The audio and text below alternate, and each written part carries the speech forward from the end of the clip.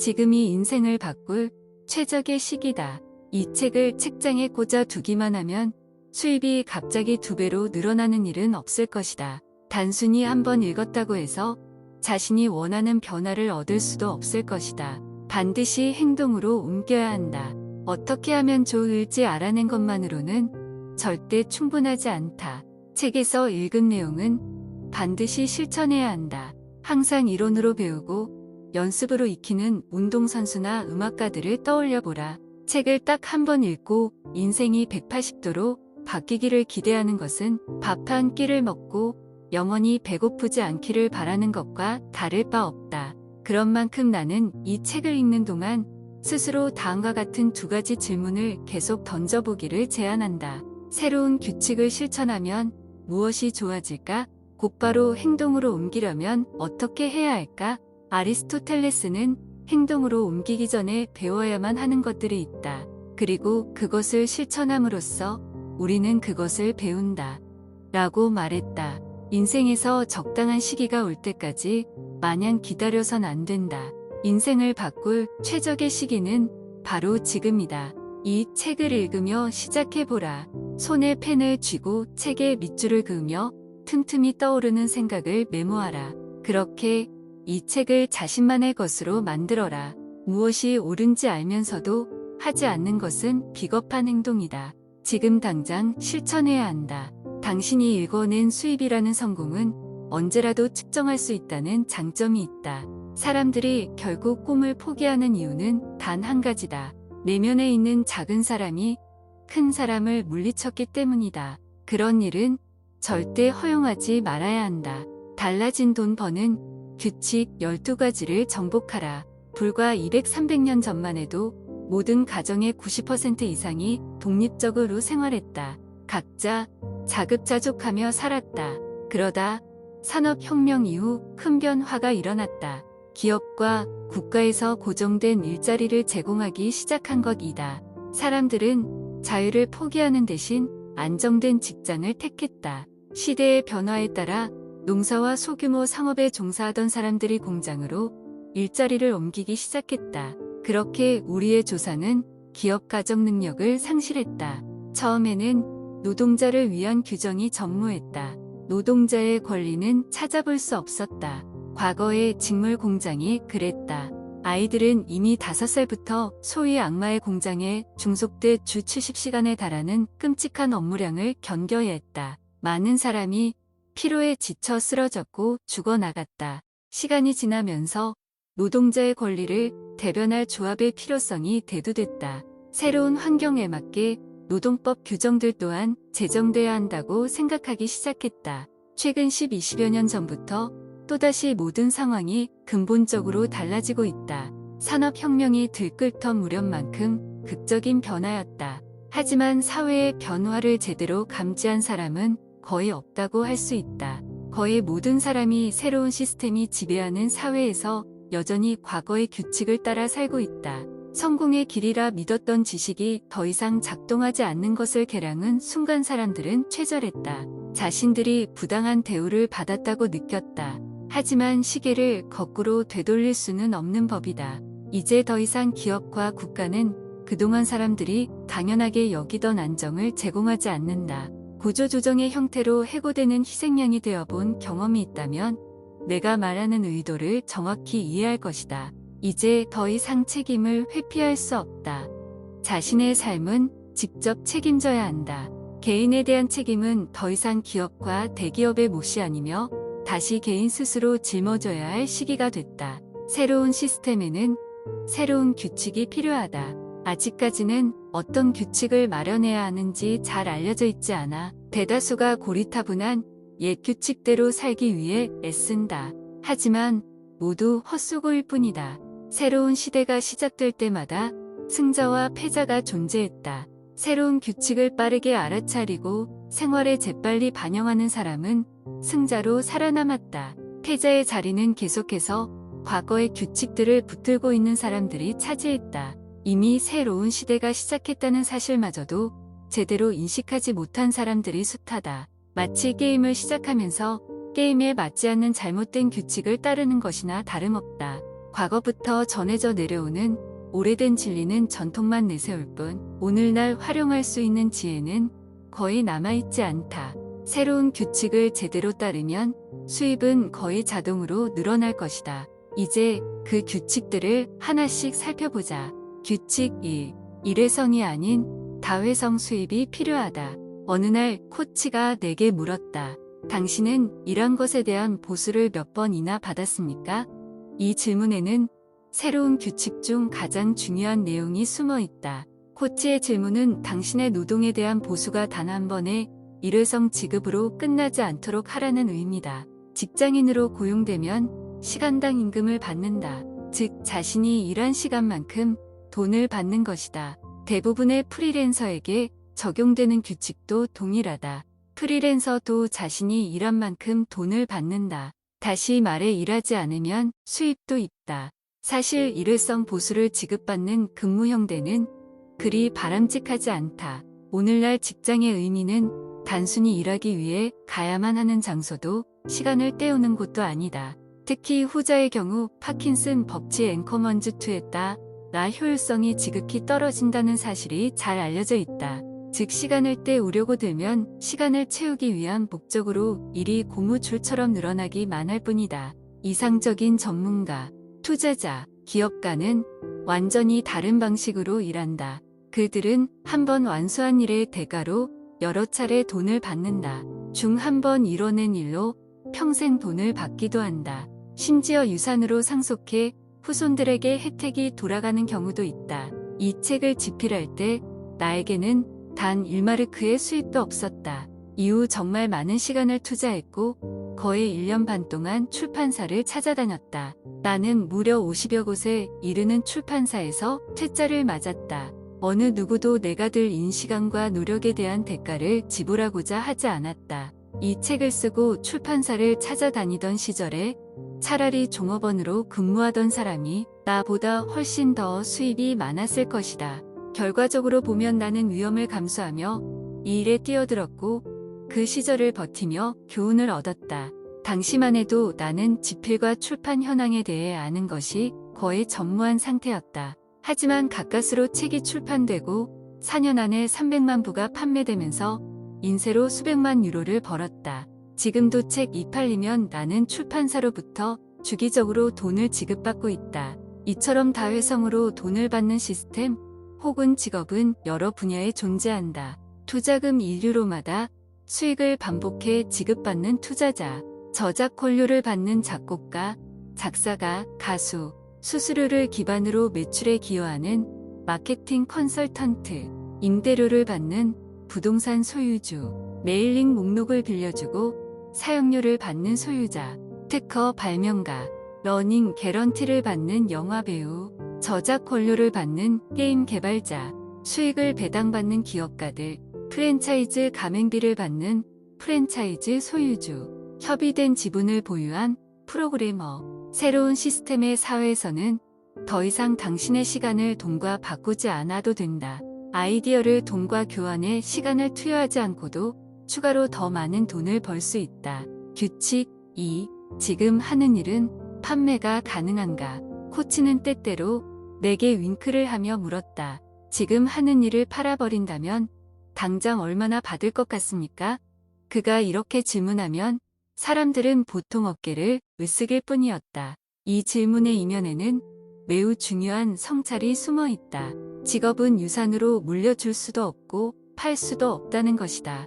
만약 당신이 지금 하는 일을 더 이상 하지 않는다면 그 일의 가치 또한 사라지는 셈이다. 반면 당신이 일하는 기업의 소유주가 기업의 매각을 원한다면 그것은 실현 가능한 일이 된다. 다음 장에서 당신은 앞으로 어떤 분야에서 일하게 될지 살펴볼 것이다. 설령 직장인으로 일하기로 결정한다고 해 또 동시에 팔 수 있는 무언가를, 즉 수익을 가져오는 무언가를 만들어낼 수 있는지 곰곰이 생각해 봐야 한다. 이를테면 집, 특허, 지적 소유권 같은 것들이다. 이와 관련한 규칙은 첫 번째 규칙과 매우 유사하다. 과거의 규칙 가장 중요한 재산은 노동력이다. 그러므로 노동력을 최대한 팔아야 한다.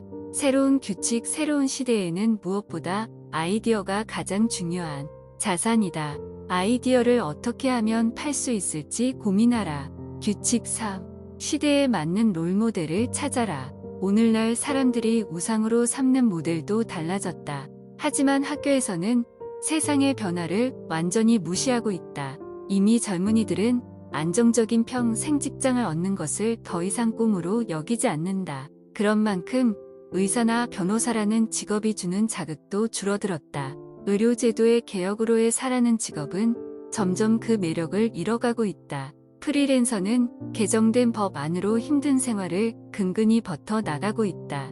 다음 장에서 50년 전만 해도 노력할 만한 가치가 있던 것들이 오늘날 진지하게 의문을 품어봐야 하는 사항으로 전락해버린 이유를 자세히 살펴볼 것이다. 그렇다면 오늘날의 아이들은 누구를 롤모델로 삼을까?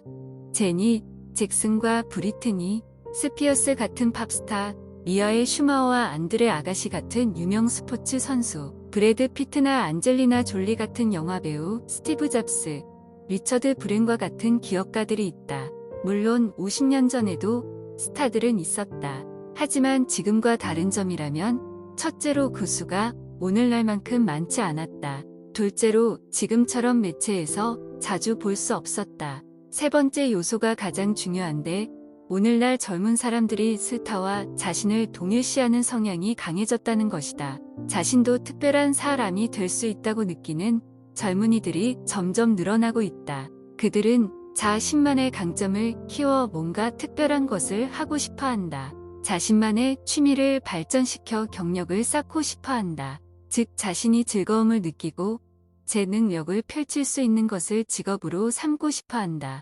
하지만 학교에서는 그들에게 용기를 북돋기는커녕 그저 열심히 공부해서 안정적인 직장을 찾아라 라고만 할 뿐이다.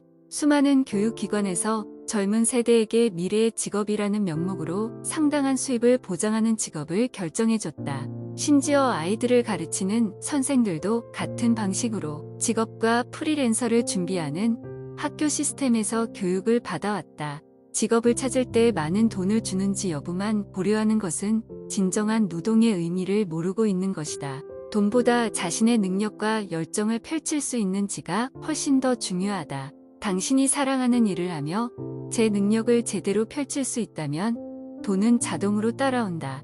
물론 수입을 몇 배 늘리려면 전문가로 포지셔닝하는 법을 알아야 한다. 당신의 열정을 채워주는 일을 하지 않는다면 아무리 좋은 기술을 갖고 있더라도 인생의 성공에 그리 유용하게 활용하지 못한다. 과거의 규칙 안정적인 지위를 지닌 사람 혹은 의사나 변호사처럼요 실적인 롤모델을 찾아라. 이러한 직업은 성실해야지만 이룰 수 있다. 새로운 규칙 일하면서 즐거움을 느끼는 사람을 롤모델로 삼아라. 당신의 능력과 성향이 어떠한지 곰곰이 생각한 뒤 그와 관련된 경력을 쌓는다. 규칙 4. 자신의 안정은 스스로 마련하라. 새로운 시대에 들어 기업들도 변하고 있다. 그들은 직원들을 위한 책임을 오롯이 감당할 수도 없고 원하지도 않는다. 적어도 과거와 비교해보면 그렇다.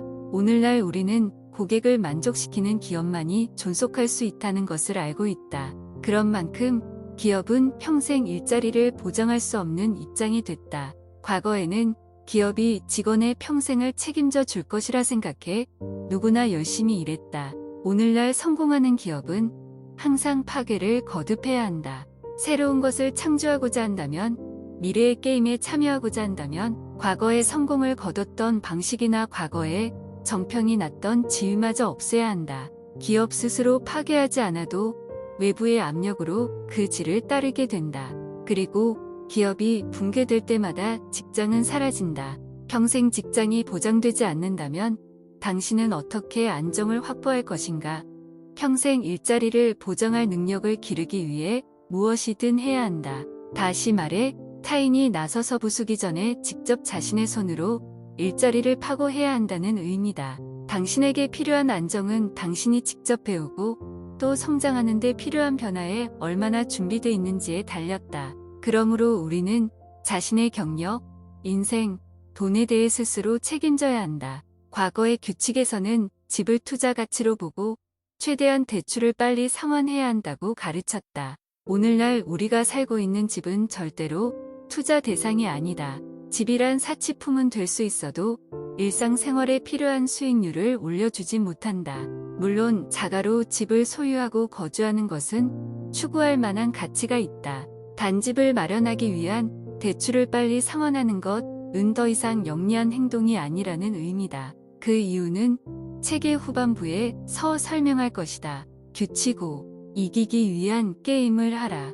과거에는 직업이 가진 위험에 대해 항상 회의적인 자세를 취했다. 굳이 위험을 무릅쓰지 않아도 충분히 보장을 받았기 때문이다. 오늘날은 다르다. 위험을 감수해야 모든 면에서 더 많은 것을 얻는다. 위험을 무릅쓰고 투자한 투자자들은 12%의 수익률을 달성했고 그보다 훨씬 더 많은 연수익을 벌기도 했다. 위험을 감수할 준비가 돼 있는 기업 가일수록 부자가 될 수 있다. 물론 한 가지 역설이 존재한다. 최고의 기업가와 투자자들은 완전히 다른 시각으로 상황을 바라본다. 그들을 지켜본 바에 따르면 절대 무모한 행동을 하지 않는다. 그들은 확실한 일, 다시 말해 분명히 올바른 일만 한다고 주장했다. 무엇보다 그들은 자신이 성공할 것임을 확신했다. 물론 그들은 자신의 안전성을 확보하기 위해 누구보다 열심히 노력했다. 변화를 인식하고 명확하게 이해하는 방식을 습득했다. 사실 변화란 자신이 처한 상황을 제대로 이해하지 못하고 끝까지 과거의 관습에서 벗어나려 하지 않은 사람들에게만 위험하고 위협적인 것으로 보이기 마련이다. 대다수의 사람은 어떻게든 위험을 피하려 한다. 비용을 통해 변화에 대응하고 계속 성장하려는 자세가 준비되지 않았기 때문이다. 이처럼 위험을 회피하는 태도는 자신이 원래 벌 수 있었던 만큼 벌지 못하는 주된 이유가 된다. 불을 쐈든 위협을 회피하든 누구나 자유와 안정성 중 한 가지를 결정해야 하는 순간을 맞이한다. 두 가지를 모두 선택하는 것은 불가능하다. 안정성을 찾는 사람은 결국 두려움을 발견한다. 세계적인 소설가 세르 반테스는 두려움에 대해 이렇게 경고했다. 두려움은 감각을 흔동시켜 사물의 본 모습을 다른 식으로 인식하게 만든다. 안정성을 추구하는 세계는 몹시 편협하고 큰 변화를 경험할 수 없다. 때때로 사람들은 대기업 중 하나가 무너졌다는 기사를 읽으면서 자신의 철학이 입증됐다면서 만족한다. 이처럼 위험을 회피하려는 사람의 습성을 설명하는 옛 속담이 하나 있다. 거인은 종종 비틀거리고 떨어지지만 벌레는 그렇지 않다. 그들이 할 수 있는 것이라고는 땅을 파고 기는 것이 전부이기 때문이다. 이 세상에는 공짜란 존재하지 않는다. 그것은 안정 또한 마찬가지다.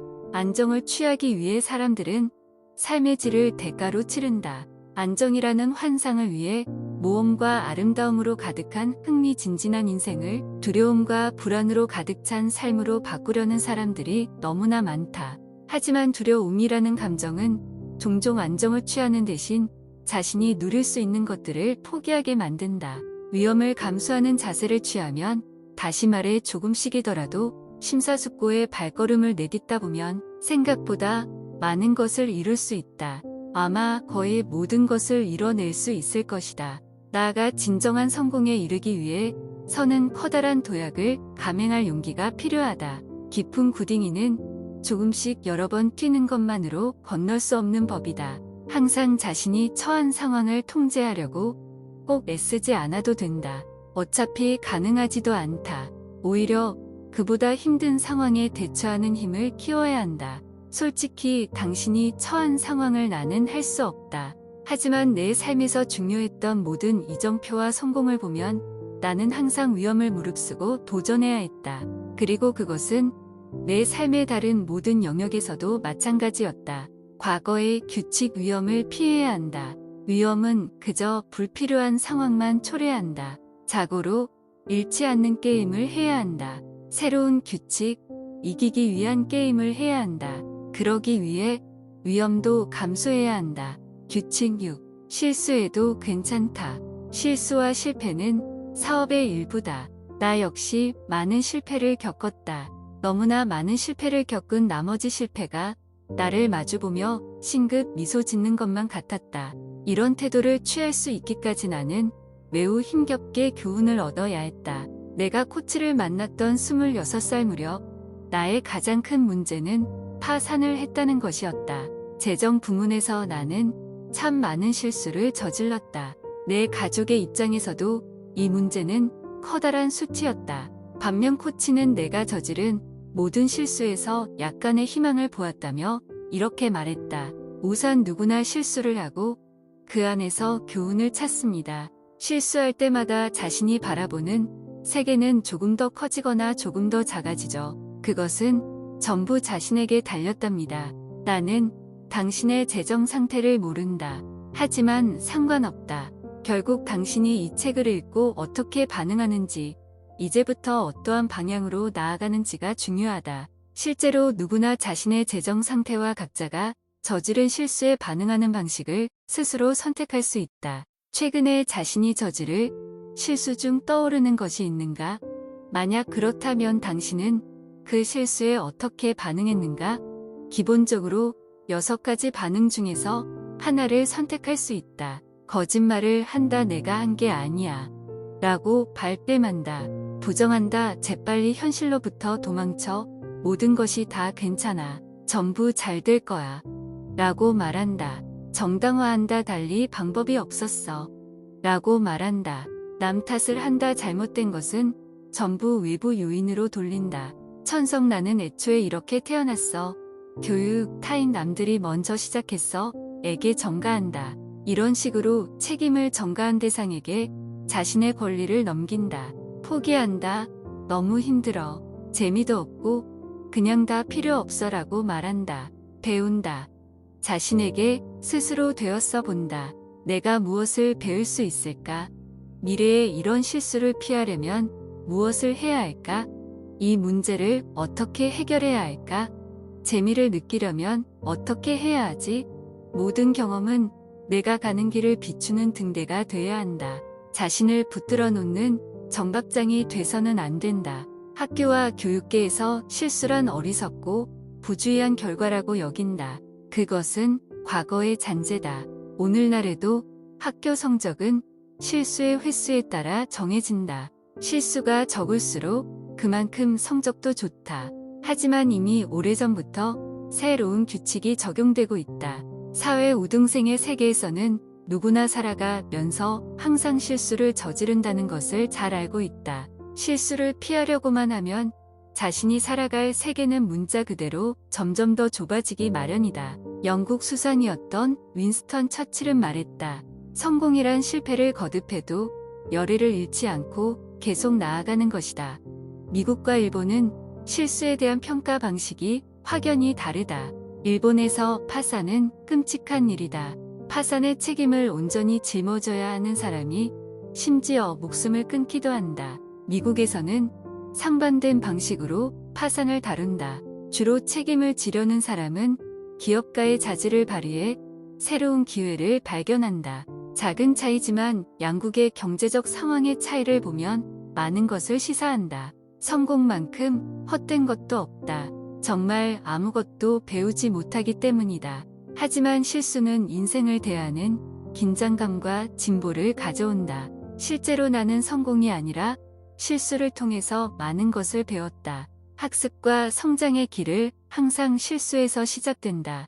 무언가를 배우려면 실험하고 실수할 용기를 갖고 있어야 한다. 별의 오른쪽에 위치한 몇몇 직업 이를테면 회계사나 의사은 가급적 업무를 완벽하게 수행해야 하고 실수하지 말아야 한다는 강박적인 면을 갖고 있다. 그 직업들은 높은 수입을 벌 수 있게 해주는 새로운 규칙에 자동으로 위배된다. 그 문제는 추후에 함께 살펴볼 것이다.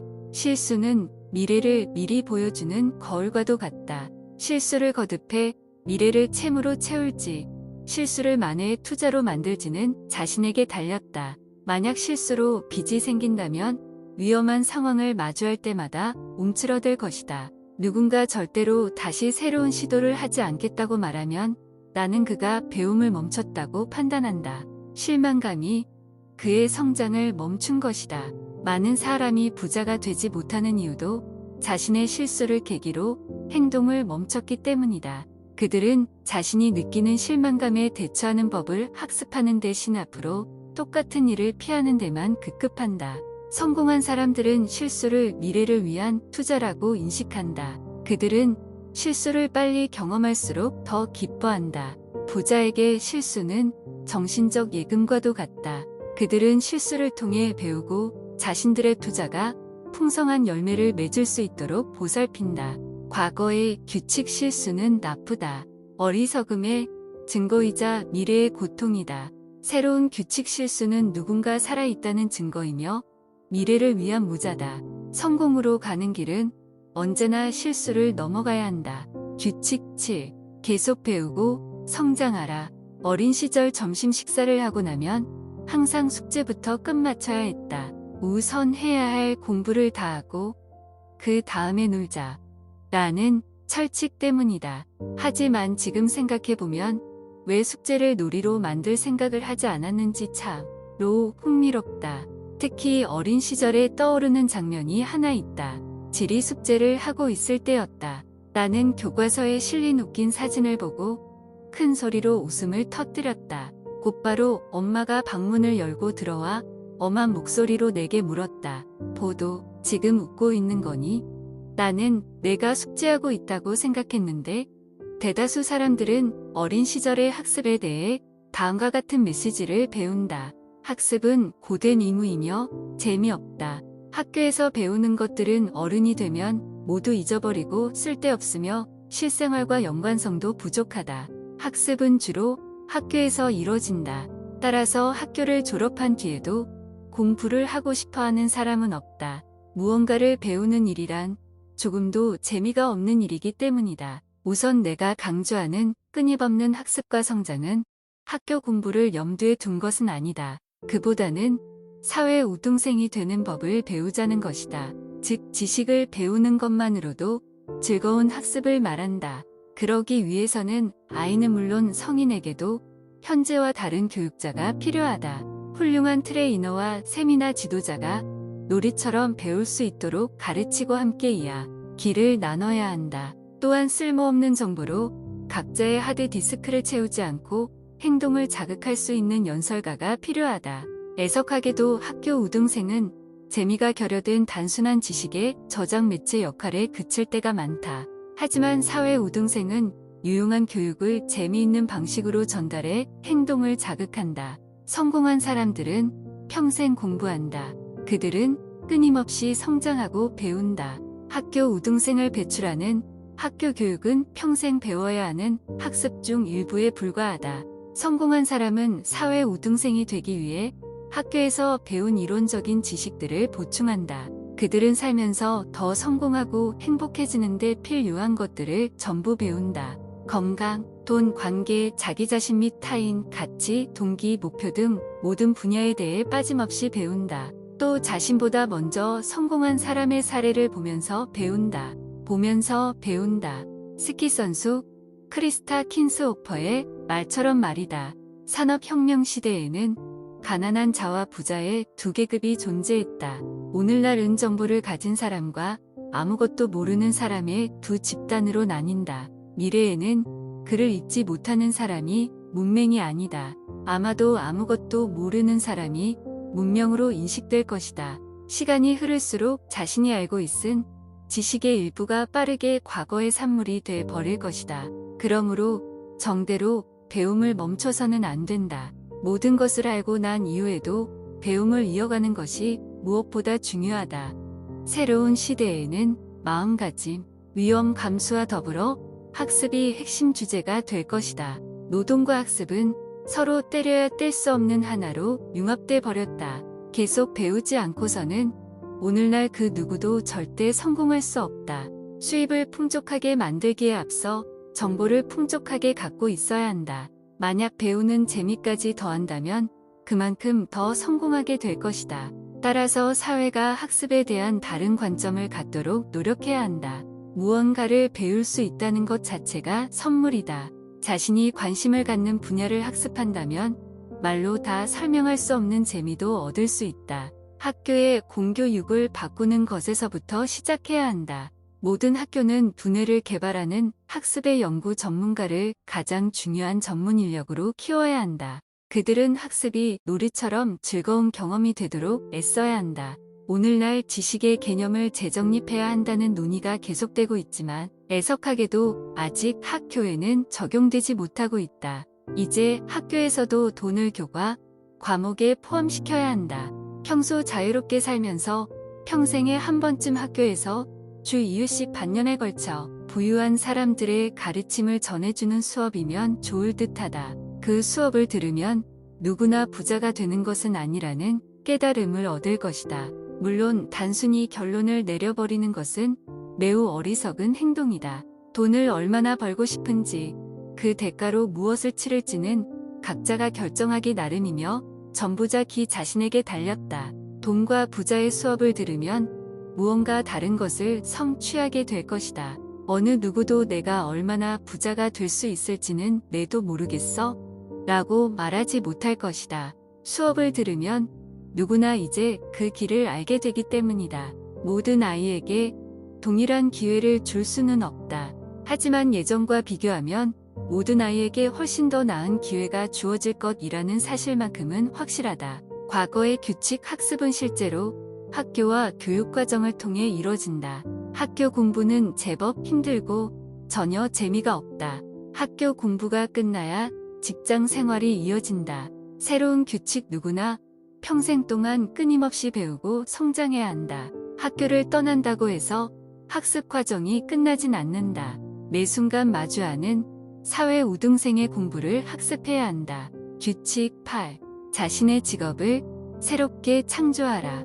과거의 규칙은 학교에서 공부를 다 마친 후 취업 전선에 뛰어들어야 한다고 강요한다. 하지만 새로운 시대에서는 끊임없이 향상해 나가지 못하는 사람은 기회조차 얻지 못할 것이다.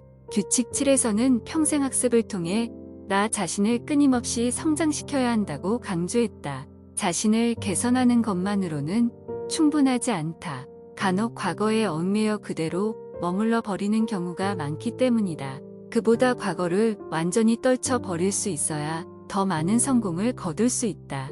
규칙 9. 돈 벌기는 일종의 게임이다. 돈 벌기란 누구에게나 고된 노동이다. 많은 사람이 피지땀을 흘려야 빵값을 벌 수 있다. 라는 말을 들으며 자란다.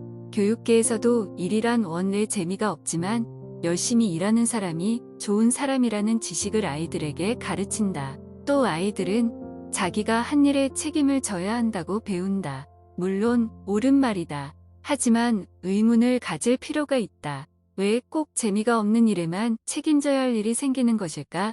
이런 식의 교육과 학교 시스템은 산업혁명 시대에 등장한 직업을 준비할 때나 이상적으로 맞아떨어질 내용들이다. 교대로 나사 내 개를 조이는 일을 하면서 끝까지 책임감 넘치는 자세를 유지하기란 어려울 것이다. 만약 일을 하면서 자아를 실현하고 이를 일종의 게임으로 여기는 사람이라면 재미도 없고 삶의 의미도 없는 일을 오래 하기가 힘들 것이다. 마음에 내키지도 않는 일을 억지로 하며 시간을 허비하기에 인생은 너무나 짧다. 절대로 돈을 벌기 위한 목적만으로 일하지 마라. 돈이 일의 목적이 되면 당신은 자신이 벌 수 있는 만큼도 벌지 못할 것이다. 이를 통해 얻는 결과도 당신이 누릴 수 있는 삶의 질에 부합하지 않는다. 내 주장에 거부감을 느끼는 사람들이 많다. 그들은 주로 과거의 규칙 안에서 생활하고 있기 때문이다. 심지어 자신들이 신성하게 생각하는 일에 대한 가치나 기타 모든 것들을 내가 무너뜨린다고 느낀다. 물론 그들의 입장을 충분히 이해한다. 하지만 만약 내가 제안하는 새로운 규칙이 옳다면 어떻게 해야 할까? 도대체 언제까지 자신이 만족하지도 않는 일을 매일 하며 살 것인가? 삶의 질은 자신이 믿고 따르는 규칙이 만들어내는 결과일 뿐이다. 랠프 월도 에머슨은 이렇게 말했다. 전통만 고수하는 사람은 언제나 같은 곳에 머무르게 될 것이다. 전통을 집어던져 버리는 사람만이 온 세계를 그의 손에 쥐게 된다. 규칙 10. 장점을 강화하라. 단점을 없앤다고 부자가 되지 않는다. 예컨대 철자 하나 틀리지 않을 맞춤법에 능하다고 해서 높은 수입을 얻을 수 있는 것은 아니다. 평균 정도의 능력은 평균적인 임금을 월등한 능력은 월등한 임금을 각각 차지한다. 단순히 단점만 해소한다면 최고의 성과를 달성하기 위해 자신만의 장점을 강화하는 데 소홀하다면 대부분 평균 수준에서 벗어나지 못한다. 아무도 그런 사람들에게는 관심을 제대로 기울이지 않는다. 결국 평범한 사람은 누구나 할 수 있는 일을 하는데 그치고 만다. 평균적인 가치로 평가되는 사람은 사막에 널린 무수한 모래알처럼 흔하다. 애석하게도 너무나 많은 사람이 자신의 단점을 없애는 대만치중할 뿐 정작 자신의 장점을 보살피는 이를 등한시한다. 종종 나는 이런 질문을 받았다. 쉬퍼씨, 생각해보면 제게는 딱히 아무런 장점도 없는 것 같습니다. 제가 가진 장점을 어떻게 확인할 수 있을까요? 나 또한 스스로 이런 질문을 던지던 시절이 있었다. 당시 전국대회에서 우승한 후 난 일본에서 개최된 최종 예선에 초청받았다. 규칙 11. 약점을 해결할 방법을 찾거나 강점으로 바꿔라. 많은 사람이 자신의 약점에 사로잡혀 있다. 또 자신의 마음속 깊은 곳에 피물이 살고 있는 것은 아닌지 의심하는 듯하다. 자신의 약점에 대한 두려움을 떨쳐버리려면 다른 무엇보다 자신의 약점을 마주해야 한다. 내 마음에 와닿는 약점의 정의는 이렇다. 약점이란 우리의 목표 달성을 회방하는 모든 것이다. 예컨대 내가 노래를 잘 부르지 못한다는 약점은 나의 발목을 잡지 못할 것이다. 사실 노래를 부르는 것은 목표 달성에 아무런 제약이 되지 않는다. 따라서 노래를 못 부른다는 약점 정도는 가뿐히 무시할 수 있다. 나는 가창력이라는 강점이 없을 뿐이다. 규칙 12. 일하고 배우고 포지셔닝하는 것은 전부 하나다. 과거에는 시간당 임금이라는 개념이 유효했지만 오늘날에는 정말 시대에 뒤떨어지는 개념이다. 꼭 필요한 경우를 제외하면 정말 아무것도 하고 싶지 않게 만든다. 어떻게든 업무 시간이 끝날 때까지 업무를 하지 않고 질질 끌게 만들어 일에 대한 열정도 확연히 식어버린다. 시간당 임금이라는 개념에 매몰되면 최대한 적게 일하고 최대한 많이 벌기라는 함정에 빠져버리기 쉽다. 하지만 새로운 시대에는 업무 시간을 다음과 같이 이상적으로 분배해야 한다. 여기서 강조하는 시간은 업무 시간에 해당할 뿐 여가 시간과는 관계가 없다.